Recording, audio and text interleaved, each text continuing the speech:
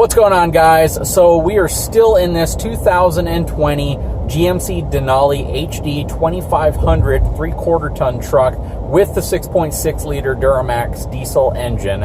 And we've been on a pretty windy road going up and down various steep grades for a while.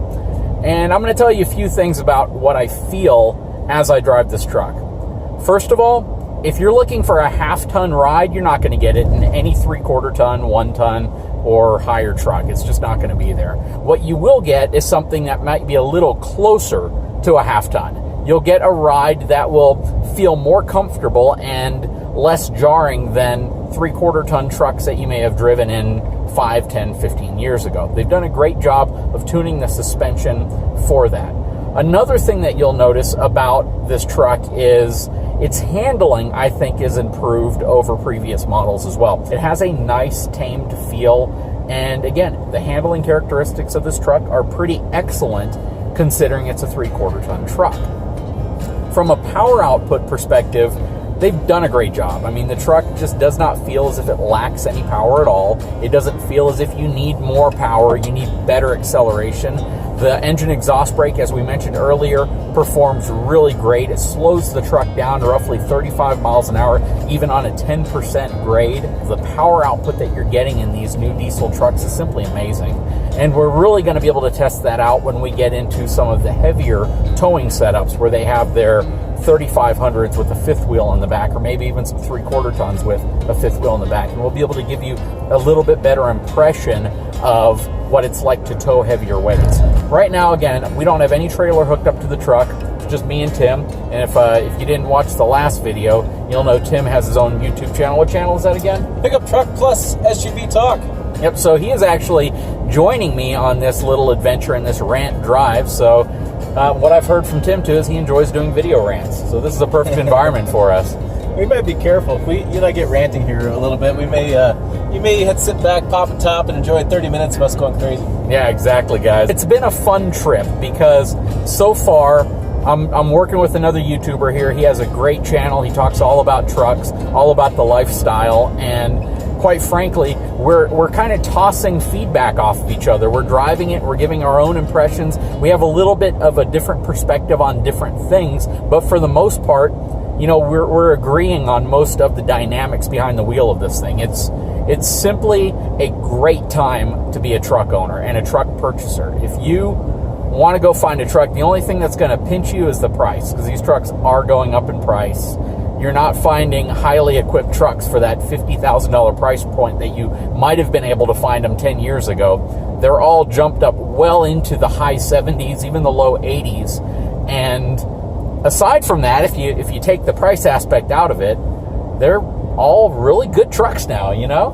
Yeah, I mean, we're arguing with whether or not our cell phone connects to the infotainment screen. That's where we're at these days. Exactly. Because, I mean, they're so capable. Their trucks have never been more reliable. They've never been more dependable. They've never hauled more.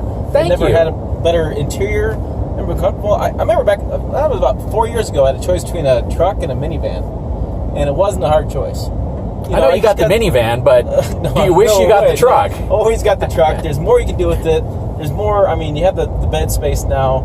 And you look at fuel economy. The second thing that's interesting, too, is like what we did the Chevy Silverado with the 3.0 liter diesel, which we'll do the GMC later on today, is that unladen, that fuel economy is better than some sedans. Mm-hmm. That's crazy. Yeah. If you'd have told truck guy 10, 15 years ago, hey, I'll give you a full-size truck, gets 15 miles a gallon, I've been like, hot shit, give me one. I'm going to buy it right now. Yeah. You go today and you say, hey, give me a truck. The new truck gets 25 miles a gallon. That truck guy's going, bull. There ain't no way in heck that's get 25 miles a gallon. But I'm hot rodding these damn things, and I'm getting close to EPA numbers. And we're getting 28, 29, 30 miles a gallon. So there's no reason why you shouldn't buy a truck. There's no penalty now for having a truck coming from fuel economy.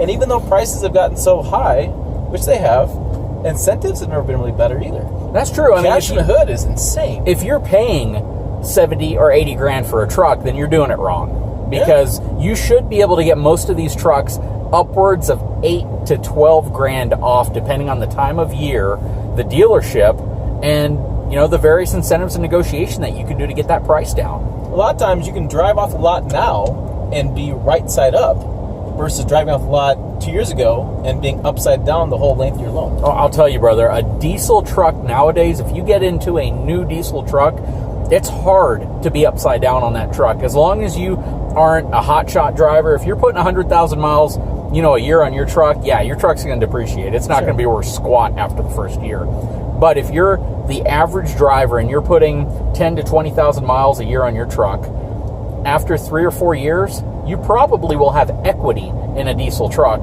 versus a gas truck or versus any of the trucks from the past, especially if you're comparing a diesel 3/4 ton up truck to a half-ton truck. These heavy-duty trucks just hold their value, especially if you can keep reasonable miles on them. And they should. I mean, like I said, the reliability these days, we look at the studies. I'm a news junkie. I'm always involved in the studies and such, and really the reliability is coming down to less and less trucks. Yeah, there's more recalls. There's more TSBs. But it's more preventative maintenance stuff, more preventive recall stuff than there was before. Yep. And, the other thing to think about, and you mentioned it a little bit earlier now, is reliability. A lot of people like to claim that these trucks aren't as reliable as they used to be. People will always reference the old 7.3 Power Stroke, or they'll reference the old 5.9, Cummins. But the fact is, I can almost guarantee you, from a stock engine perspective, you will get more miles out of these new diesel engines than any of what you perceive to be the most reliable diesel engines in the past. And I'm talking about with normal maintenance, normal preventative maintenance being the key, taking care of it, not hot rodding it, and even with the emission systems intact, most of these trucks can go upwards of 200,000 miles without any type of need of major maintenance on it, which is crazy. Well, I always laugh because we always they want to reminisce about how reliable their truck is. I got a 62 Chevy C10 sitting outside. People are like, oh, that's reliable. I'm like, bull. I daily drive that thing. I'm always tightening down the valve covers. I'm always adding oil to it. You know why they like it being reliable? It's easy to work on. Well, yeah. If the truck is more reliable, guess what? You don't need to work on it. It's crazy how it works out. Yeah, exactly. Now, granted, if you do have to work on it, these newer trucks, you might as well take it to the dealership and give up. Because besides not having any room to work on them, the complexity of the fuel systems, the emission systems, and how these diesel engines are built to be able to provide the amount of power output that they have, they are very complex machines. That being said, if you do work on trucks and you spin wrenches and that is something you are comfortable with doing, an older truck is easier to maintain from that perspective because you can do 99% of the work yourself.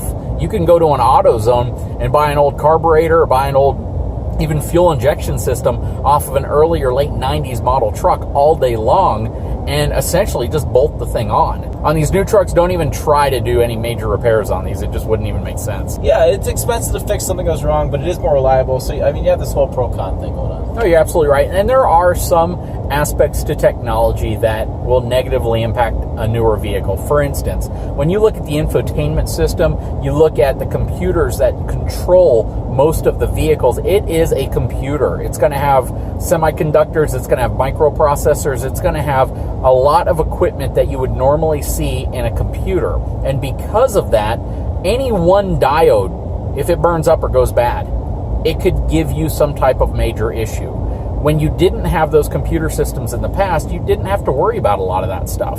So the difference really between vehicles of today and back then are just the sheer number of complex components that make the truck arguably more reliable, but more importantly, give you a lot of the amenities that you might have had to get a luxury car in the past to have.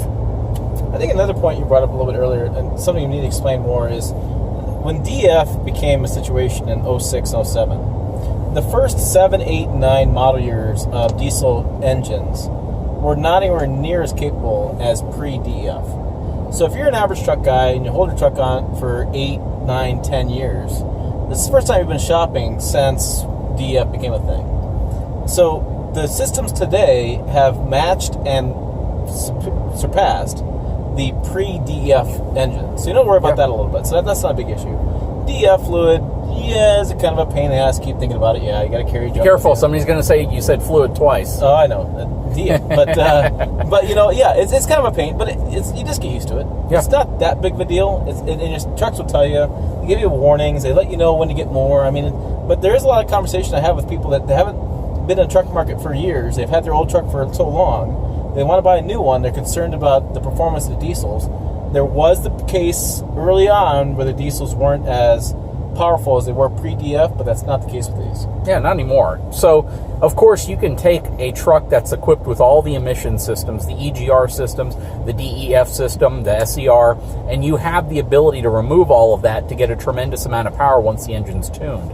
Why newer trucks are capable of producing so much more power than they did in the past is mainly because of the fact that they're all using high-pressure fuel systems now. They're all using common rail high-pressure fuel systems that run at least 20,000 PSI injectors. They can pump more in. They're less restrictive in terms of airflow. And the DEF system, even with it in place, is not necessarily causing a major restrictive exhaust system. It's not really slowing it down. What is really affecting it is how the trucks are being tuned now and how the engines are having to be reinforced to be able to support the power. If you look back at the old Navistar Power Stroke 6-liter V8 diesel that Ford was putting in their trucks, it wasn't that the truck engine was built poorly, it was that it was never designed to be able to handle the pressure that these newer engines are put under. So they didn't have the ARP head studs. They didn't have the reinforced portions of the block to be able to support the amount of pressure that builds up on some of these newer engines. So back then, Ford was demanding more power out of an engine, while Navistar was essentially building an engine that was producing more power than it was designed for to stay competitive against Ram with the Cummins and General Motors with their Duramax. You're going to be surprised.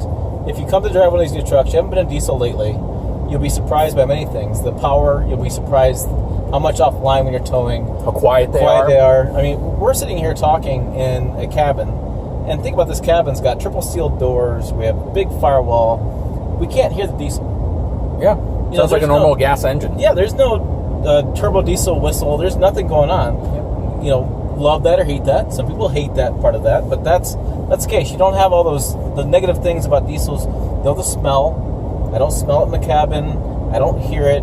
And so you can have a very comfortable ride, comfortable engine, comfortable performance without the negatives, good fuel economy, and you know, you're just cruising. Droning can eventually get to you. Diesel engine noise can eventually get to you, especially if you spend a significant amount of time in the vehicle. And I would honestly say that the people who really want to hear the diesel, that really just love the sound of that diesel, are generally going to be the same people who will not likely buy a new truck because they also have the perception that their old diesel engine is more reliable. So it's kind of folks that really are not necessarily in the market for some of these new trucks. It's people that are very proud of the truck that they have, and rightfully so. They've put a lot of blood, sweat, and tears into having a super reliable truck, whatever it is. It was built in the 90s and the 80s and the 70s, and they're just very, very comfortable and confident with what they have. They love every characteristic around it, and anything brand new is kind of a turnoff because it's a step in a different direction. It's change, and not everyone loves change. Yeah, and I think it's going to be the really interesting part of this truck we're in today. That's going to be the critical part, is that this design from GM, that GMC's told me this design of this truck is built for heavy-duty truck customers who tow a lot. That's why they designed the look of this truck. And so now you're getting the customer that hasn't been in a diesel for a long time, grandpa, grandma want to buy a new Go RV and such, that you're trying to convince them that this is the look they want with that performance, when the design is maybe more geared to the guys who have the 70s, 80s, and 90s diesel trucks, who like that big truck look to it, and they want the diesel too. It's going to be a very interesting conversation happening in dealer lots the next couple months. You're absolutely right. Hey guys, me and Tim can go on forever about this. We're just shut up now. crazy about rants, but we're going to shoot a lot more. If you love our rant videos and you love listening to guys talk about trucks, this is definitely the couple of videos you're going to want to watch. But we will dive into more of the meat and potatoes of this truck, as well as its towing dynamics, and show off a little bit more of its capability. So guys, if you haven't subscribed to my channel, please take a moment. Also subscribe to Tim's channel, which is Pickup Truck Plus SUV Talk. Just type in Pickup Truck Talk, you'll find it. We'll talk to you again soon.